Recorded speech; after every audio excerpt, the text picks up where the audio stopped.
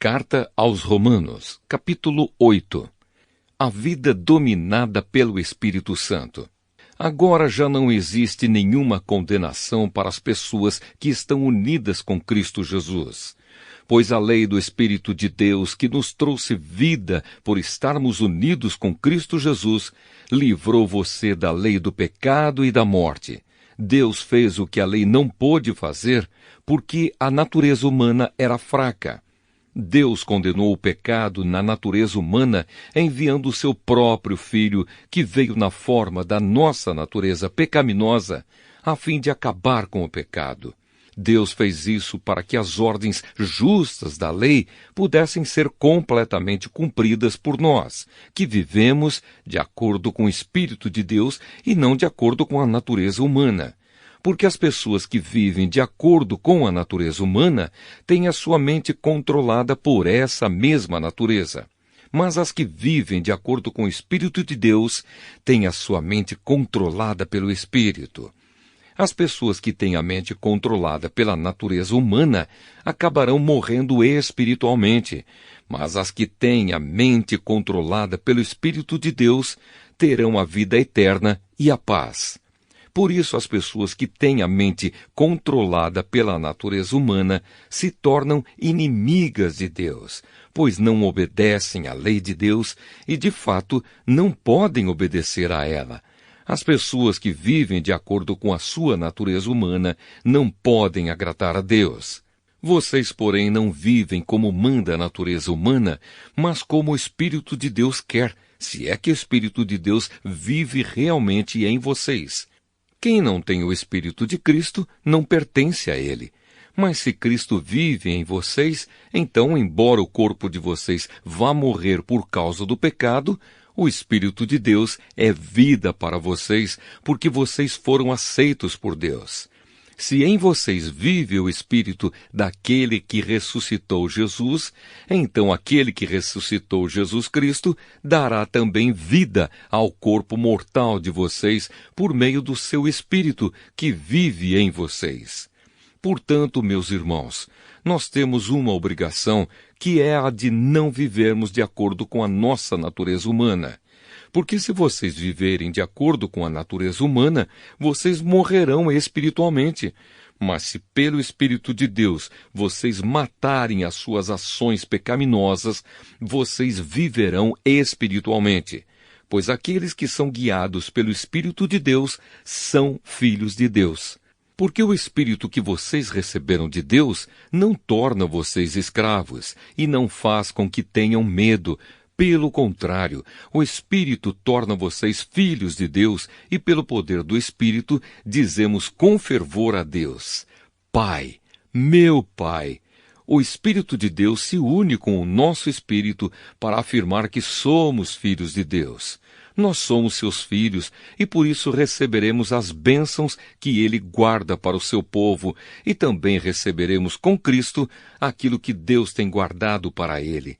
Porque se tomamos parte nos sofrimentos de Cristo, também tomaremos parte na sua glória. A glória futura.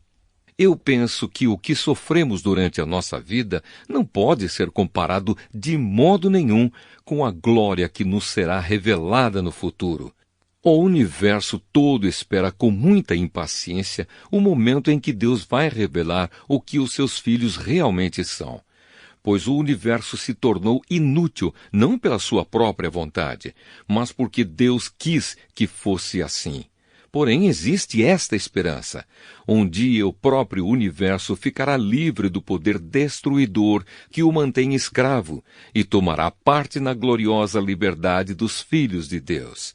Pois sabemos que até agora o universo todo geme e sofre como uma mulher que está em trabalho de parto, e não somente o universo, mas nós, que temos o Espírito Santo como o primeiro presente que recebemos de Deus, nós também gememos dentro de nós mesmos, enquanto esperamos que Deus faça com que sejamos seus filhos e nos liberte completamente.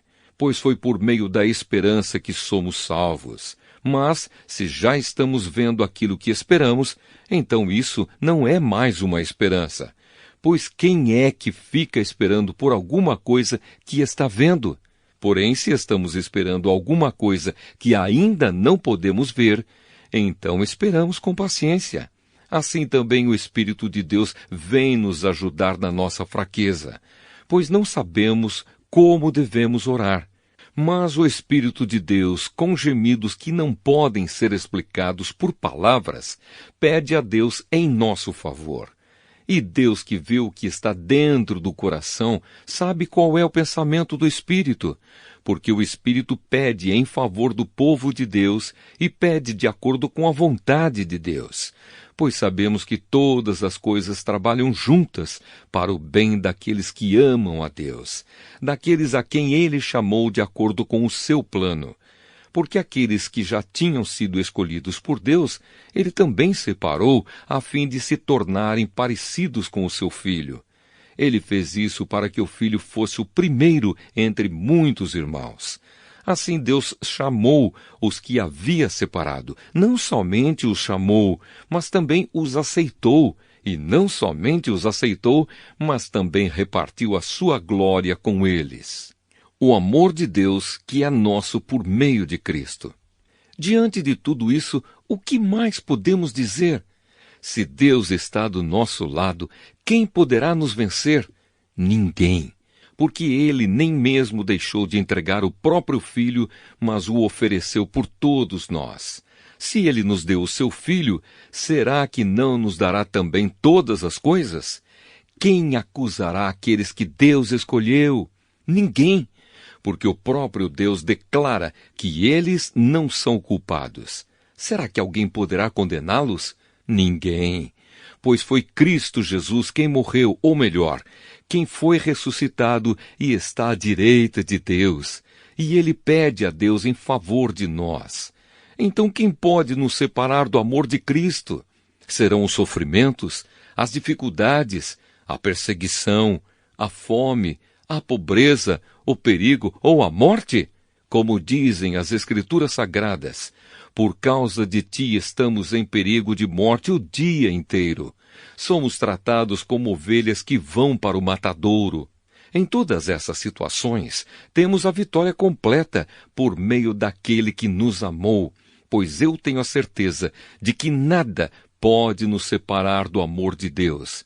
Nem a morte, nem a vida, nem os anjos, nem outras autoridades ou poderes celestiais, nem o presente, nem o futuro, nem o mundo lá de cima, nem o mundo lá de baixo. Em todo o universo não há nada que possa nos separar do amor de Deus, que é nosso por meio de Cristo Jesus, o nosso Senhor.